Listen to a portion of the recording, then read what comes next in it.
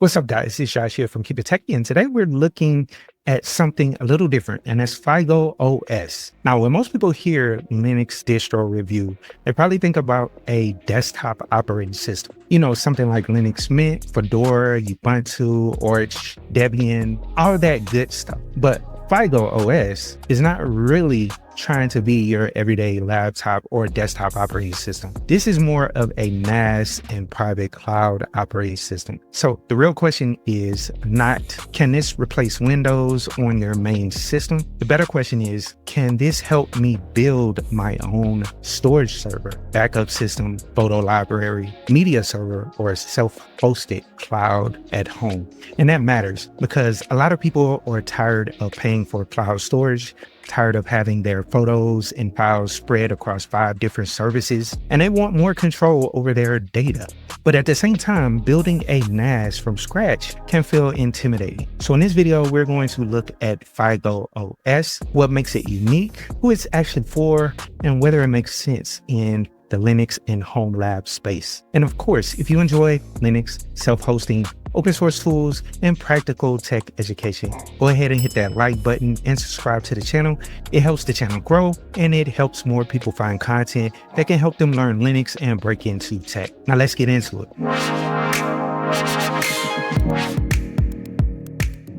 So first off, let me explain Fygo OS in plain English. Fygo OS is a Linux-based NAS operating system designed to turn your own hardware into a private storage and cloud system. Instead of sitting at the machine like a regular desktop, you install Fygo OS on a box, connect it to your network, and manage it through a web browser from another computer. That puts it in the same general conversation as TrueNAS, Unraid, OpenMediaVault, Synology DSM, and some of the newer home server dashboard style systems. From what I could verify publicly, Fygo OS is Debian based, but this is important. That does not mean you should treat it like a normal Debian server. A lot of us Linux users see Debian based and immediately think, cool, I'll SSH in, run apt update, apt upgrade, install whatever I want, and keep it moving. But Fygo OS is more of an appliance style system. The Fygo OS team has publicly said updates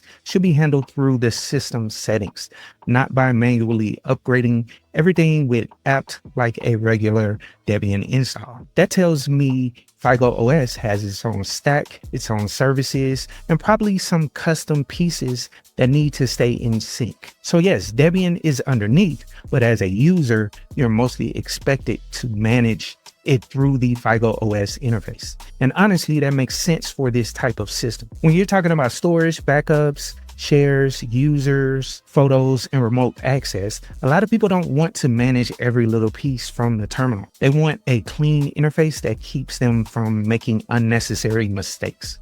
Now, Fygo OS does not use a traditional desktop environment like GNOME, KDE, Plasma, Cinnamon, or XFCE. The desktop experience is really a web-based management interface. So if you're reviewing this like a normal desktop distro, you're going to judge it the wrong way. This is not for opening LibreOffice and browsing the web directly on the NAS box.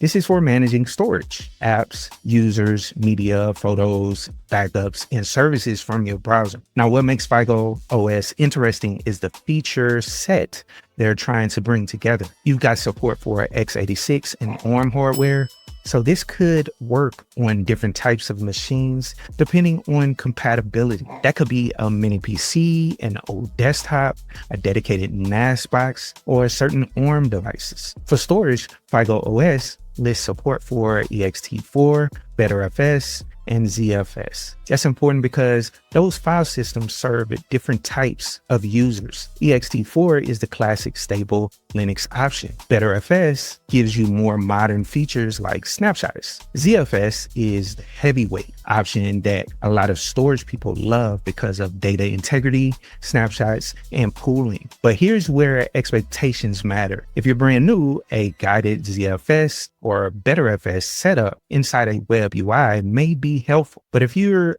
already a ZFS power user who wants every advanced knob exposed, Fygo OS may feel more limited than something like TrueNAS or a manual Linux server. And that's not automatically a bad thing. It just tells us who this is being built for. Now, Fygo OS looks like it's trying to make NAS features easier for regular home users, not necessarily replace every advanced storage platform out there. One of the more unique pieces is the private cloud angle.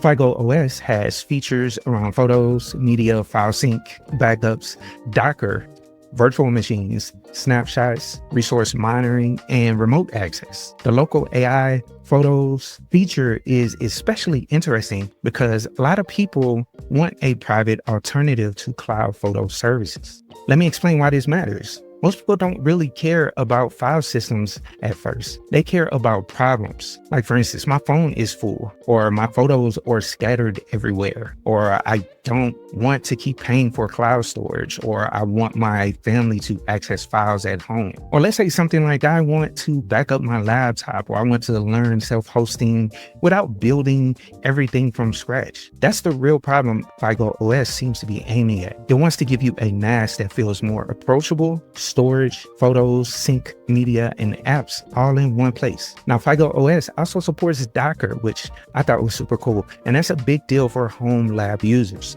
Docker means this box can potentially become more than just storage. You can run small, self-hosted apps, media services, monitor tools, or other containers depending on how flexible the implementation is. It also lists virtual machine support, but I would keep expectations realistic. If your main goal is virtualization, Proxmox is still the better tool. Now, Fygo OS is a NAS first with virtualization as an added feature. As far as development status and release cadence, this is one area where I'm going to be careful. Fygo OS appears active. The docs are public and there is community discussion around it, but I could not verify a clear official release cadence like monthly, quarterly, or long-term support. So I would describe it as active, but still young compared to platforms like TrueNAS, Unraid, Synology, or OpenMediaVault. And with a NAS OS, maturity matters. This is not just a theme or wallpaper. This is the system holding your data. All right, now let's jump into the installation. I'll walk you through that live. We're booting into the ISO and you have two options once it comes up. You have your graphical install and you have the rescue install. That's in case the system needs to be restored. But let's go down and go through the graphical install. And I'll quickly run you guys through this right fast. So let's hit next step. You select your hard drive and I just got a 32 gigabyte virtual hard disk. So let's hit next step there. We're going to select the partition and it's going to give it a swap drive. I think I have 2 gigs of RAM on here designated for it. Like I said, this is a virtual machine. System will install on this disk. That's fine. It's going to erase it. Press OK.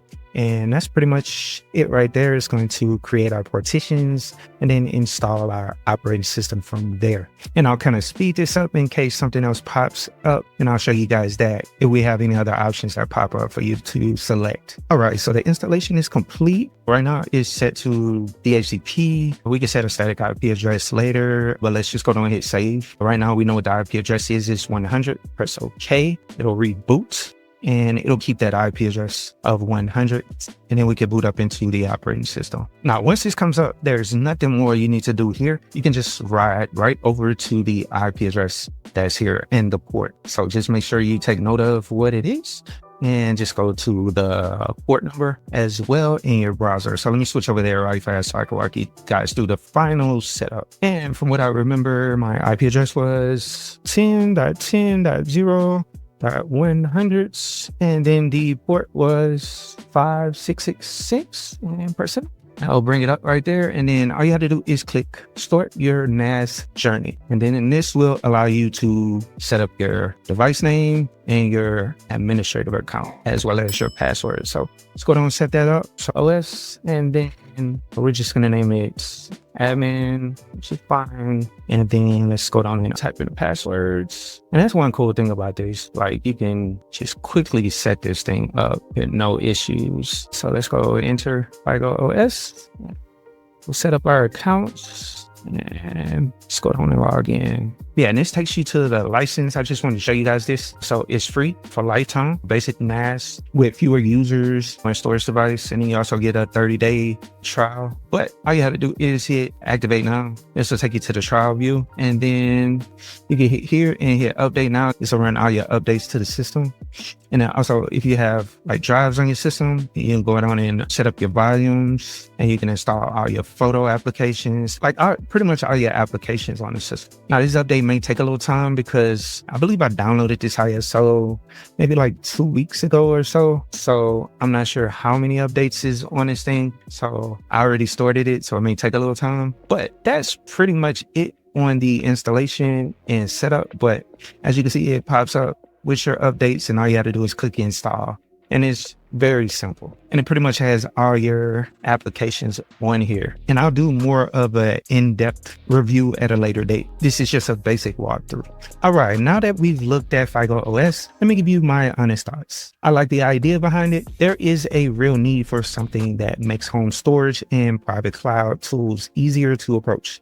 A lot of people want to self-host, but they get stuck before they even start because the options can feel overwhelming. You look up how to build a NAS, and all of a sudden people are arguing about ZFS, RAIDs, ECC memory, HBA cords, Docker networking, reverse proxies, VPN snapshots, permissions, and backup strategy. And don't get me wrong, those things matter, but for beginners, that can be a lot. So if Fygo OS can help someone get started with storage, photos, file sync, media, and basic self-hosting without needing to build everything manually, I think that has value. The biggest strength is the all-in-one approach. You install the system, manage it through the browser, and get access to NAS features without having to piece together a whole stack yourself. That could be perfect for somebody who has an old desktop or a mini PC and want to turn it into something useful. A local photo and private cloud features are probably what makes Fygo OS stand out the most. A basic file server is useful, but a file server with photo backup, media tools, sync, Docker, and remote access is more appealing to regular users. That's how you get people interested. Now, on the weakness side, the main concern is maturity.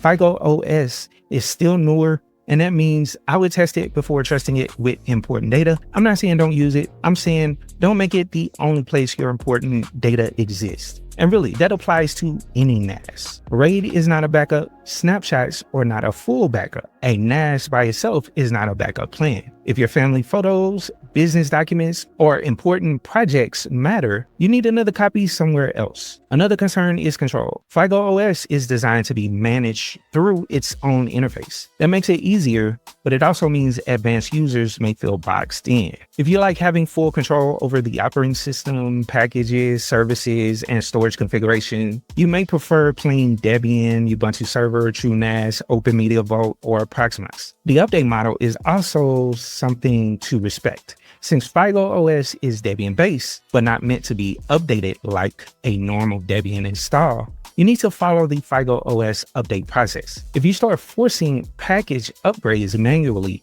you may break something. And finally, there is the licensing question. Fygo OS has a free tier, but some features are tied to paid options. That's not unusual in the NAS world, but it does mean users should look closely at the limits and decide whether the value makes sense. So who is Fygo OS actually for? I think it's for home users, beginners, and home lab folks who want a more guided NAS experience. It's for somebody who wants private storage, photo backups, media, sync, and maybe a few Docker apps without building everything from scratch.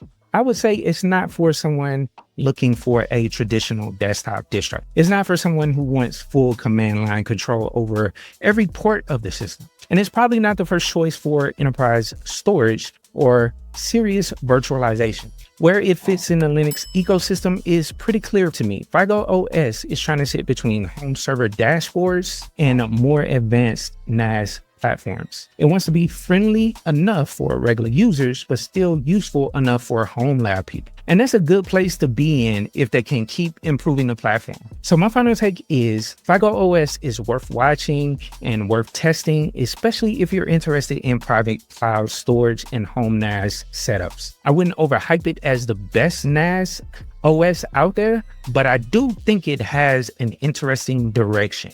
Just test it with copied data first, understand the backup situation, and don't treat a new NAS OS like it's already proven over 10 years of real world use. All right, guys, so that's my look at Fygo OS. This one is different from a normal desktop distro review, but I think that's what makes it interesting. It's part of that bigger movement towards people wanting more control over their files, photos, media, and home services.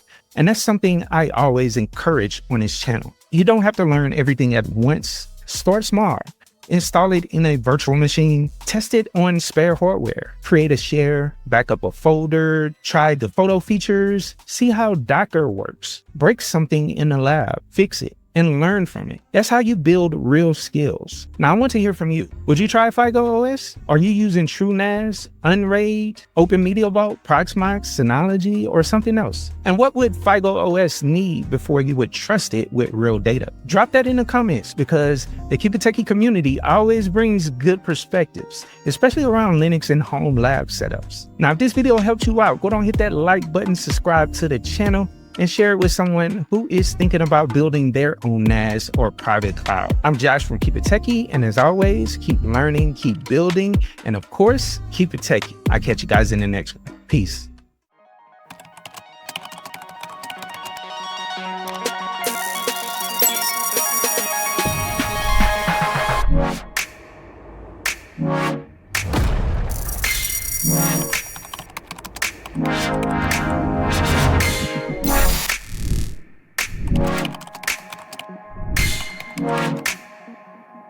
Wow.